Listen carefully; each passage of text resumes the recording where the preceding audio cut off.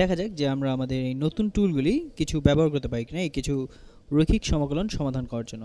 তো ধরা যাক যে আমাদের একটি রৈখিক সমাকলন করতে হবে এই বদ্ধ বক্ররেখা বরাবর, এবং আমরা এই পথটিকে এখনই সংজ্ঞায়িত করব। এটা হলো এক্স স্কোয়ার যোগ ওয়াই স্কোয়ার এবং পুরোটা গুণ ডিএক্স যোগ 2xy 2xy dy, এবং তারপর আমাদের এই বক্ররেখা সি, আমি সি কে সংজ্ঞায়িত করব একটি প্যারামিটারাইজেশন দ্বারা, যেখানে এক্স হলো কোসাইন টি এবং ওয়াই হলো সাইন টি, এবং আমাদের টি এর বৈধতা হচ্ছে 0 থেকে 2π পর্যন্ত। তো এটা অবশ্যই একটি বৃত্ত, একটি একক বৃত্ত, এবং এটা এক্স ওয়াই তলে। তো আমরা জানি যে এগুলি কিভাবে সমাধান করতে হয়। এখন দেখা যাক যে আমরা কিছু আগের ভিডিওতে আমরা যেসব পদ্ধতিগুলি শিখেছি সেটা এখানে ব্যবহার করতে পারি কিনা, যেটা সরল করার জন্য। তো প্রথম যে জিনিসটি তুমি হয়তো বলবে যে এটা একটি রৈখিক সমাকলনের মতো দেখায়, কিন্তু তোমার এখানে dx এবং dy আছে, কিন্তু এখানে ডট drটা দেখা যাচ্ছে না। তো এটা আমার কাছে আসলে পরিষ্কার না যে এটা কি একটি ভেক্টর রৈখিক সমাকলন কিনা, এবং আমি এখানে কোনো ভেক্টরও দেখতে পাচ্ছি না। তো প্রথমে আমি যেটা করতে চাই তা হলো যে কারণে আমি প্রথমে তোমাকে এই উদাহরণটি দেখাতে চেয়েছিলাম, যে শুধু দেখানোর জন্য যে আসলে এটা ভেক্টর রৈখিক সমাকলন লেখার আরেকটি উপায়। এখন তোমাকে শুধু বুঝতে হবে যে আমার যদি কোনো r অফ t থাকে, তো এটা হলো আমাদের বক্ররেখা। তো আমি এই ফাংশনগুলিকে এখানে লিখবো না, আমি শুধু লিখবো যে x অফ t গুণ i যোগ y অফ t গুণ j। তো আমরা এখন কিছু সংখ্যক ভিডিও দেখেছি যে আমরা এখন সরাসরি লিখতে পারি যে dr ভাগ dt এটা সমান সমান হয় dx ভাগ dt গুণ i যোগ dy ভাগ dt গুণ j। আমরা এটা একাধিকবার দেখেছি, এবং এখন আমরা এই ডিফারেনশিয়াল dr পেতে চাই।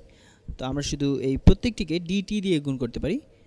তো তাহলে আমি আসলে এখানে আমরা এই ডিফারেনশিয়ালকে একটি সংখ্যা হিসেবে ব্যবহার করছি, কিন্তু এটা আসলে ঠিক পুরোপুরি সংখ্যা না। তো যাই হোক, তুমি dr কে এটা লিখতে পারি যে সমান সমান dx গুণ একক ভেক্টর i যোগ dy গুণ একক ভেক্টর j। তো এটাকে এখন তুমি এক পাশে রাখো, এবং তুমি হয়তো এরই মধ্যে বুঝতে পারছো যে আচ্ছা, আমরা যদি একটি সংজ্ঞায়িত করি একটি ভেক্টর ক্ষেত্রকে f দিয়ে, তো সংজ্ঞায়িত করি যে f অফ এক্স ওয়াই সমান হচ্ছে এক্স স্কোয়ার যোগ ওয়াই স্কোয়ার i যোগ 2xy j। এখন এই জিনিসটি কি, উপরের এই জিনিসটি। তো আচ্ছা, আমরা যদি f ডট dr নেই তাহলে এটা কি হবে, এখানে ডট প্রোডাক্ট বা ডট গুণফল হবে। তো আমি শুধু এই ভেক্টরগুলোর সঙ্গতিপূর্ণ উপাংশগুলো গুণ করব এবং তারপর তাদেরকে যোগ করব।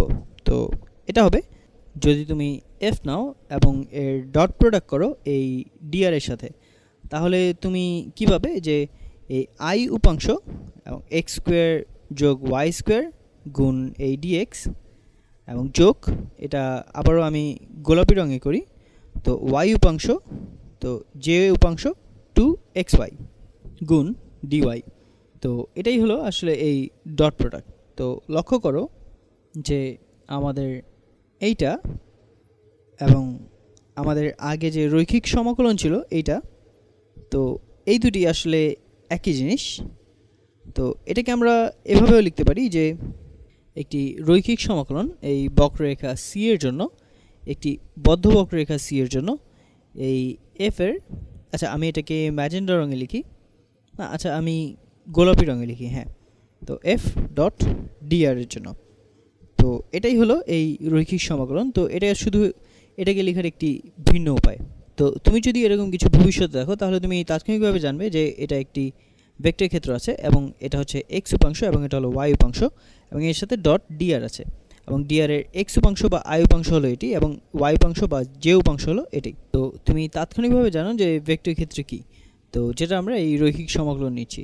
তো এটা হলো এক্স এবং এটা হলো ওয়াই। এখন আমরা এই নিজেদেরকে একটি প্রশ্ন করি যে এফ, আমাদের এফটা কি কনজারভেটিভ? তো অর্থাৎ এফ সমান সমান কোনো স্কেলার ক্ষেত্রের গ্রেডিয়েন্ট, যেটাকে আমরা এই বড় হাতের এফ বলি, যদি ব্যাপারটি এরকম হয়।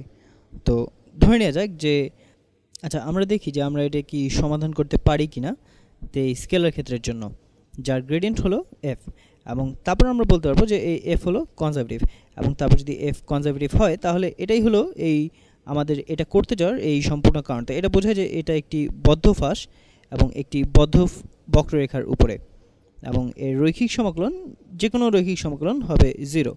তো এবং তারপর আমাদের এটা শেষ হয়ে যাবে। তো আমরা যদি এটা দেখাতে পারি তাহলে এই প্রশ্নের উত্তর হতে যাচ্ছে 0, এবং আমাদের এমনকি কসটি এবং সাইনটি এটা নিয়ে এত গোলমাল করতে হবে না, এমনকি আমাদের সমাকলন নিতে হবে না। তো দেখা যাক যে আমরা কি এমন কোনো এফ পেতে পারি কিনা যার গ্রেডিয়েন্ট সমান সমান হচ্ছে এটা। তো এফ এর গ্রেডিয়েন্ট এটা হওয়ার জন্য এটা বোঝায় যে আমাদের একটি বড় হাতের এফ এর পার্শিয়াল ডেরিভেটিভ এক্স এর সাপেক্ষে হতে হবে, যে ঠিক এটা। তো এটা সমান হতে হবে যে এক্স স্কোয়ার যোগ ওয়াই স্কোয়ার, এবং এর সাথে আমাদের এটাও বলে যে এর পার্শিয়াল ডেরিভেটিভ ওয়াই এর সাপেক্ষে হতে হবে 2xy।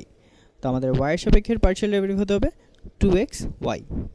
আচ্ছা, আমি শুধু পুনরালোচনার জন্য বলছি যে যদি কোনো আমাদের একটি ফাংশনের গ্রেডিয়েন্ট থাকে, এটা কোনো স্কেলার ক্ষেত্রের গ্রেডিয়েন্ট, তাহলে এটা সমান সমান হলো যে এফ এর পার্শিয়াল এক্স এর সাপেক্ষে গুণ আই যোগ এই বড় হাতের এফ এর পার্শিয়াল ওয়াই এর সাপেক্ষে গুণ জে। এখন আমি শুধু এটা মিলিয়ে দেখছি এবং বলছি যে এটা যদি এটা গ্রেডিয়েন্ট হয় তাহলে এটা অবশ্যই এটা হবে যেটা আমি এখানে লিখেছিলাম, এবং এটা হচ্ছে এটা যেটা আমি এখানে লিখেছিলাম। এখন দেখা যায় যে আমরা এমন কোনো এফ খুঁজে পাই কিনা যা এই উভয় সীমাবদ্ধতাকে সিদ্ধ করে। তো আমরা যদি শুধু এক্স এর সাপেক্ষে এই উভয় পক্ষে সমাকলন নিতে পারি তাহলে আমরা কি পাবো? আচ্ছা, আমাদের উভয় পক্ষে এক্স এর সাপেক্ষে সমাকলন নিতে হবে, এবং মনে রাখো যে এখানে ওয়াই হচ্ছে শুধু একটি সংখ্যা, বা ওয়াই স্কোয়ার হচ্ছে শুধু একটি সংখ্যা বা সংখ্যা। তো এখন এফ সমান সমান হচ্ছে এক্স স্কোয়ারের সমাকলন হলো এক্স পাওয়ার 3 ভাগ 3, তো এটা হবে এক্স পাওয়ার 3 ভাগ 3, এবং তারপর এই ওয়াই স্কোয়ারের সমাকলন। আচ্ছা, মনে রাখবে যে এখানে এটা হচ্ছে এক্স এর সাপেক্ষে, তো তুমি এটাকে একটি সংখ্যা হিসেবে বিবেচনা করতে পারো, তাহলে এটা একটি সংখ্যা কে হতে পারে, বা এটা 5 হতে পারে। তো এটা হবে শুধু এক্স গুণ এটা, তো যোগ এক্স গুণ ওয়াই স্কোয়ার, এবং তারপর এখানে ওয়াই এর কোনো একটি ফাংশন হতে পারে, তো যোগ আমি জানি না, তো এটাকে তুমি বলতে পারো যে জি অফ ওয়াই। তো এটা ওয়াই এর কোনো ফাংশন হতে পারে, এবং এটা হচ্ছে ওয়াই এর প্রকৃত একটি ফাংশন। তো যখন তুমি এর ডেরিভেটিভ বা পার্শিয়াল নাও এক্স এর সাপেক্ষে, তো এটা অদৃশ্য হয়ে যায়, এবং এটা পুনরায় দৃষ্টিগোচর হবে যখন আমরা এর সমাকলন নেই। এখন এটা একটু পরিষ্কার করে ফেলি যে আমাদের এফটা হচ্ছে আসলে ফাংশন অফ এক্স এবং ওয়াই। আমরা এখন এই সমাকলন পেলাম এই এক্স এর সাপেক্ষে। তো দেখা যাক, এখন আমরা ওয়াই এর সাপেক্ষে সমাকলন নেব, এবং তারপর আমরা এই দুটিকে মিলিয়ে দেখব।